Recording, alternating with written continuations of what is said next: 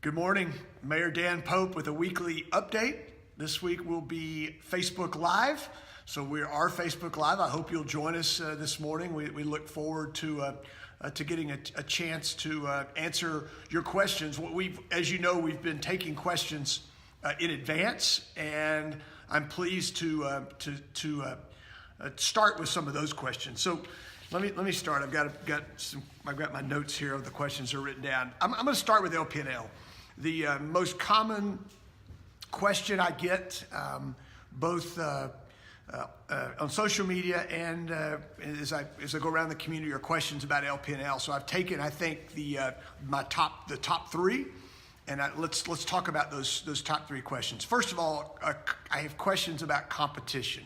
Why do we not have choice? It's the most common question. And so in our community for 65 years, we did have choice. We had both Lubbock Power and Light and Southwestern Public Service, or whatever it became XL Energy, and at least from a standpoint in our marketplace. And in 2010, the Lubbock Power and Light Board and the City Council decided to buy the assets of XL Energy in Lubbock.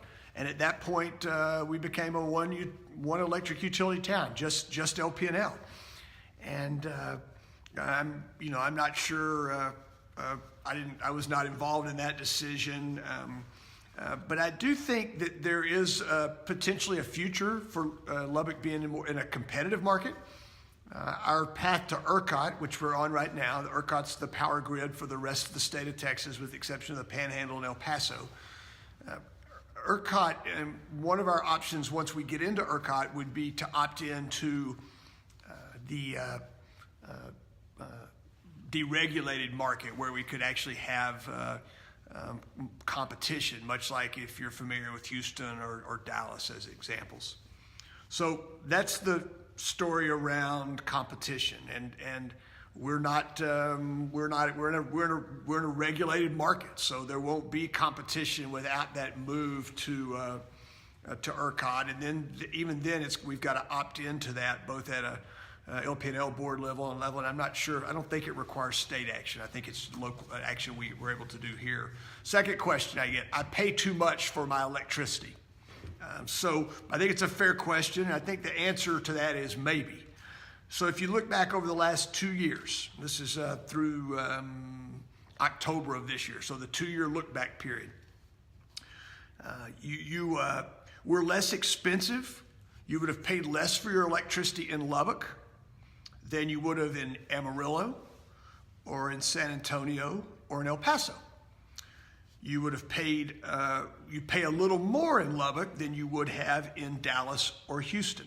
And I look back at 3 years also, and the numbers are about the very same. You're not, and by the way, you're not talking about 40, 50%. I mean, you're talking 6 or 8% for the most part. El Paso is a little bit of the outlier. Their electricity is considerably more expensive. The final question I get, and it's this idea: can LPL be more responsive? I get questions about reliability, questions about customer service. So let me see if I can answer that. The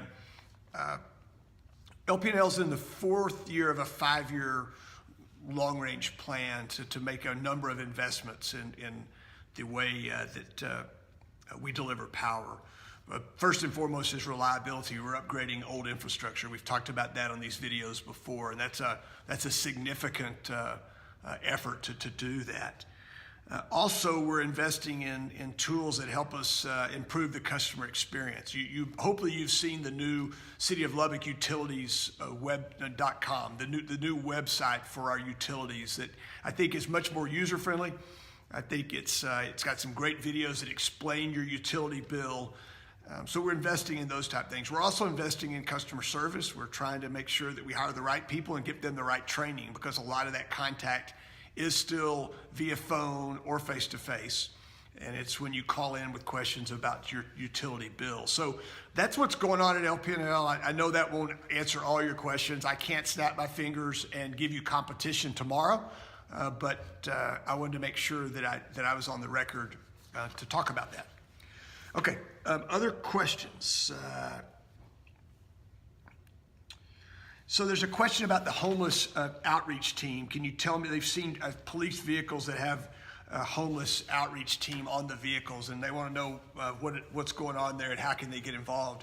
The police chief in late 2015, I believe, put together a group of LPD officers who wanted to work on this homeless effort. And I think we started with 3, and I think we're maybe now up to 4 of them that work. And the idea is that we work specifically with the homeless population, trying to make sure that we get them to the resources that they need, whether it may be just basic shelter or food, whether it's health care that they might need, mental health services, work on trying to get our veteran homeless folks off the street.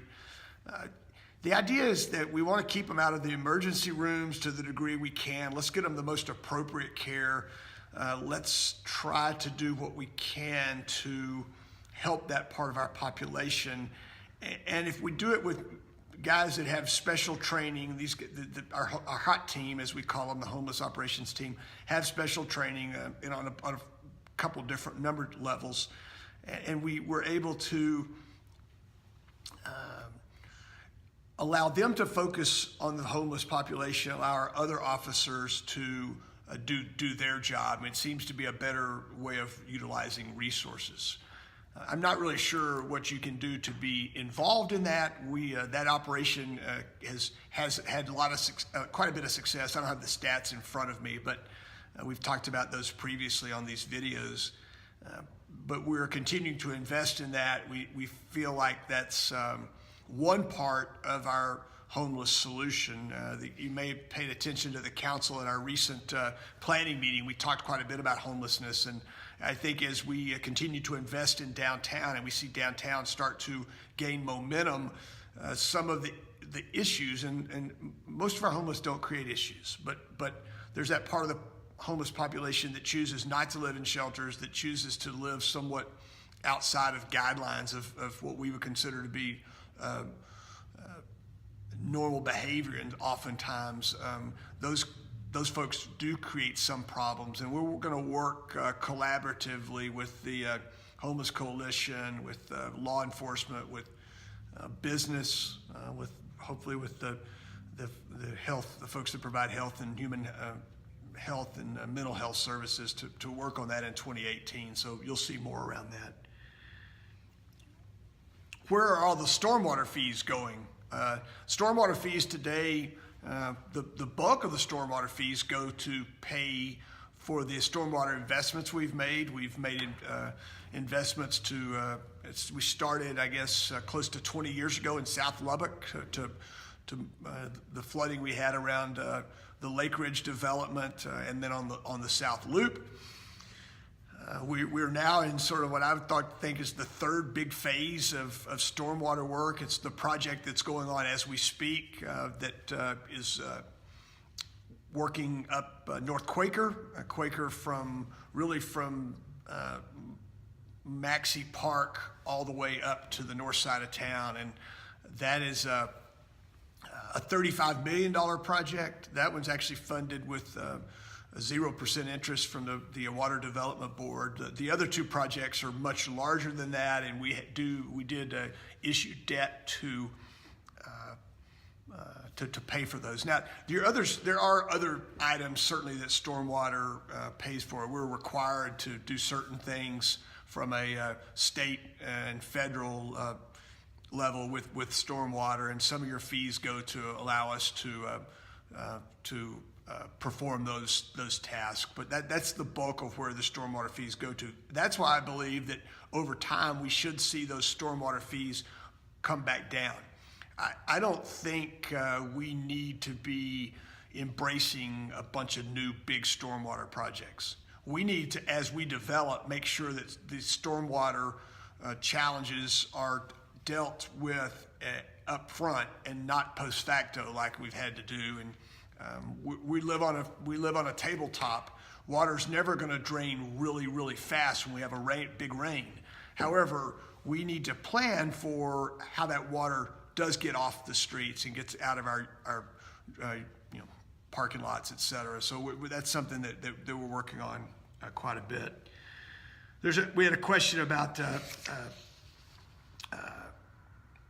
construction on 34th Street from Quaker to Slide. When's that part going to be started? And there's went on to talk about the condition of the road, which I agree it is in bad shape. I'll get an answer for that one. I don't know the answer, but I'll get an answer, and next time we'll push that on social media or something along those lines. There's a comment about traffic and speeding on 98th Street around Quaker. The comment says that it appears that it's all right to go as fast as you can go. I do know that we're working all over town to try to make sure that our roads are safe. Part of that is an effort to control speed. You've probably seen that we have four or five new Mustangs, the police LPD Mustangs. We bought them with drug money that we've been able to seize from druggies, and we were able to use that, to buy those vehicles. And generally they're working on traffic speeding kind of efforts as well as DWIs in the evening, trying to make our roads safer. I'll take this specific request and make sure that LPD hears it, because I appreciate you reaching out on that. A couple more real quick. There's a question here about what 3 goals would you like to accomplish in 2018? That's a great question. By the way, I will be in a couple of weeks talking. We'll look back at 17, and then the next week we'll look forward at 18 and talk about goals. So I think I'll do a little preview on that. There's actually a question here about what do you think the biggest thing you've accomplished in 17? So I'll talk briefly to both of those, but with the promise that we'll expand on those at the end of the year or the end of the month. I think if we look at 17 and say what's our biggest accomplishment, I would say it's in the budget area. We've found a way to avoid issuing $39 million worth of debt in the last 16 months. We pay for it with cash. I think that's the promise we made to our citizens. We've learned to say no, and part of that is, hey, we don't have to replace that vehicle this year. Let's wait till we have cash to be able to replace it. And I think if we continue to do that, and we're fiscally responsible and do that over and over and over, year after year, we put ourselves in a much stronger financial position. So that's one accomplishment.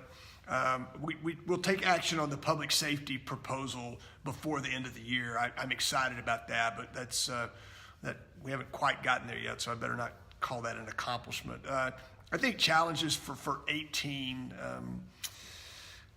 There are a number of those. Let's just say one of the things we've got to continue working on is our neighborhoods. That's everything from codes enforcement to the issues we have with property crime. Remember that our public safety efforts are around trying to make our neighborhoods, our homes, our businesses safer. I think we've got a lot of work to do in that regard. We've got certainly some in our neighborhoods. We've got some cleanliness kind of issues that you're going to continue to see us, or beautification maybe is a better word. You're going to continue to see us work with our neighborhoods to try to, first of all, enforce the codes, the rules that are on the books. But at the same time, what can we do to clean up our neighborhoods, to improve our neighborhoods? The homes that our citizens that we own. They're our largest, for the most part, they're the largest investment we make, and it's important that at City Hall that we help protect that investment. Okay, I think, let me just look here and make sure there's not a quick one I can take care of. There's a question about a traffic light at 73rd and Quaker. 73rd and Frankfurt. I can't answer that question. Here's what I can tell you. We have a Citizens Traffic Commission. If you feel like we need a traffic light at a certain place, they're the ones that look at that, and they do the research working with staff to do that. And you can reach out to our traffic department at City Hall, dial 311 and ask for traffic, or you can look up the traffic's phone number on the website. But there is a way to work towards that. I also would talk to Councilwoman Gibson. That's her district, and she would be a great resource if you believe that we need a new traffic light. So thanks for allowing me to answer a few questions today live. It's it's good to be able to do that. I'll be back next Friday, certainly with a weekly video. But between now and then, I hope that you have a great weekend. I'm very thankful for each of you. I'm thankful for the fact that I get to serve as your mayor and I get to work closely with our council. I'm thankful for the council, and we want good ideas, and we certainly appreciate your support and your prayers. Have a great day.